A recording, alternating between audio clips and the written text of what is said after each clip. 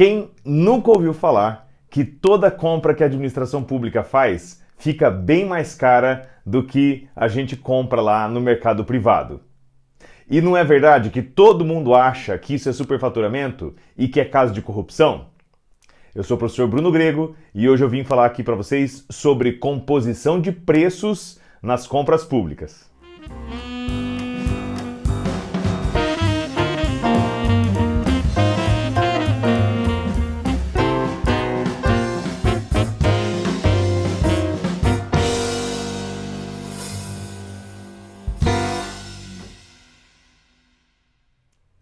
Se você gostou do tema desse vídeo, se você gosta de temas sobre administração pública, direito, política, se você tem vontade de se aprimorar como cidadão, então me siga aqui, se inscreva no meu canal, curta esse vídeo. Eu tenho certeza que você vai gostar desse material que eu trago aqui para vocês toda segunda e sexta-feira.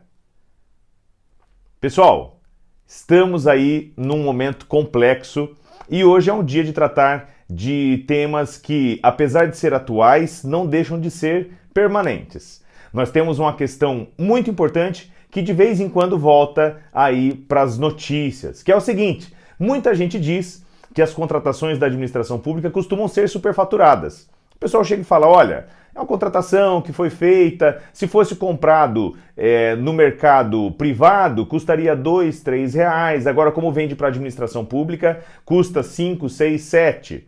Estão saindo aí gráficos comparando respiradores que são entregues para um município, para outro município, para um estado e para outro estado, agora nesse período de pandemia. E ainda por cima, muita gente me pergunta se não teria um grande espaço para corrupção, um grande espaço agora para problemas nas licitações, se nós estamos num período de calamidade em que existe aí uma flexibilidade maior para as contratações. Então hoje eu resolvi vir falar aqui com vocês justamente sobre esse caso desse suposto superfaturamento que teria em todas as compras públicas. Pessoal, o que eu sempre digo, que a corrupção é um problema grande, mas não é o grande problema da administração pública no Brasil. Do meu ponto de vista, tenho experiência aí de 12 anos como servidor público que fui e todo esse tempo aí lidando com o direito do Estado, posso dizer para vocês, gente, o grande problema hoje da administração pública no Brasil é ineficiência.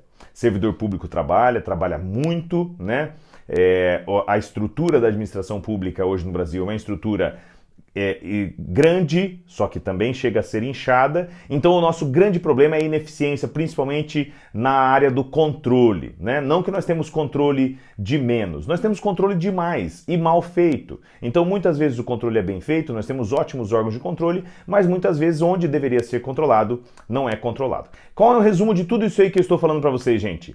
A esmagadora maioria das vezes em que vocês virem algum tipo de diferença de preços nas contratações da administração pública, não estamos falando de qualquer superfaturamento que seja criminoso, que seja improbidade. Nós estamos falando muito provavelmente de uma decorrência do que vem da ineficiência do Estado. Então vejam, gente, muito do preço que se agrega ao produto que a administração pública compra vem dos procedimentos da própria administração pública. Vou dar um exemplo aqui para vocês que é fictício, mas a gente já teve no escritório. Digamos que a administração pública está comprando alimentos, tá? Quando a administração pública compra esses alimentos, ela pede que uma bebida seja entregue já refrigerada, já gelada e pronta para ser servida com copos descartáveis. Quando a administração pública compra um bolo, isso são casos reais, pede que esteja cortado em quadrados de exatamente 6 por 6 centímetros e que o bolo tenha pelo menos 5 centímetros de altura.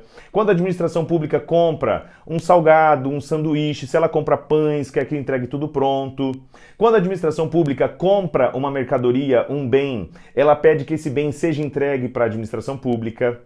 A administração pública não paga à vista, a administração pública tem 30 dias para pagar depois que o bem foi entregue e depois que a nota fiscal foi emitida. Então, ao contrário agora desse regime que saiu, eu fiz um vídeo para vocês, vou deixar o link do vídeo aqui, em que nós temos a possibilidade de pagamento antecipado em licitações, o que é excepcional agora para a época da pandemia de coronavírus. Fora isso, a administração pública nunca paga adiantado, quanto menos à vista, ela só paga atrasado. Muitas vezes existe um risco muito grande de inadimplência da administração pública. Então existe um custo em vender para a administração pública.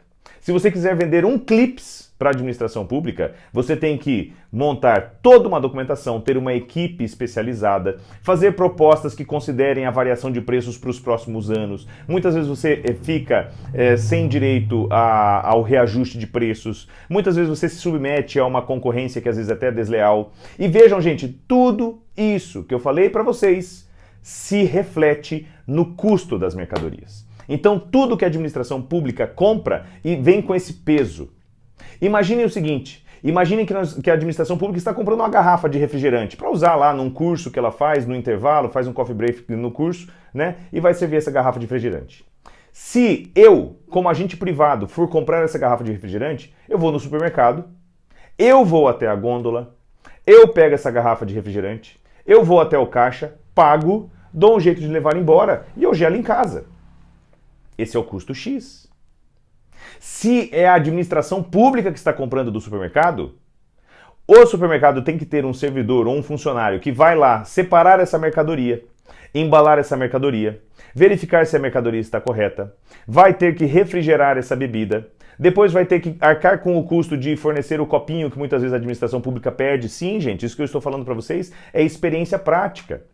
Depois ele vai ter que fazer o faturamento sem receber, dar um jeito de fazer o frete, e aí ele pode levar a qualquer lugar do Brasil, porque a administração pública não restringe, certo, exceto alguns casos excepcionais, não restringe a participação, então muitas vezes você participa longe. Você vai lá, leva aquele refrigerante, muitas vezes você pode ser obrigado a entregar somente uma garrafa de refrigerante, tem que deslocar um veículo para entregar só uma garrafa de refrigerante, você entrega, se a administração pública achar que ele está meio grau abaixo da temperatura, devolve, você tem que ir lá buscar, leva de novo. Estão vendo a diferença do procedimento em que a administração pública compra e que eu, privado, compro? Portanto, o preço da administração pública não é o X que eu paguei. É X mais Y, que é o custo de vender para a administração pública. Portanto, compreendam, pessoal. Eu faço esse tipo de debate com vocês porque nós precisamos ter uma visão precisa de qual é o problema. Se nós temos uma visão real sobre qual é o problema, nós conseguimos combater o problema. Agora, se nós não temos uma visão sobre qual é o problema, nós continuamos cegos tentando encontrar um caminho. O caminho para diminuir o custo da administração pública no Brasil passa também, é claro, pelo combate à corrupção. É óbvio que a corrupção é negativa. Agora, é a corrupção que causa o grande desequilíbrio do ponto de vista fiscal? Não. É a ineficiência. Quando os órgãos de controle, e também os órgãos de compra da administração pública pararem de exigir tantas minúcias e tantos encargos de quem for vender para a administração pública, quem vende para a administração pública vai ter a possibilidade de vender com um preço menor, porque tudo se reflete nos custos e todo mundo quer fazer um preço menor para ganhar as licitações. Vejam, estou falando dos casos corretos, estou falando dos casos reais. Nós não podemos pegar, pessoal, e considerar o reto errado, porque a maioria dos casos são tortos. A gente não pode fazer isso. Então vejam, considerando o caso correto, o caso que a gente espera que aconteça, a realidade é essa.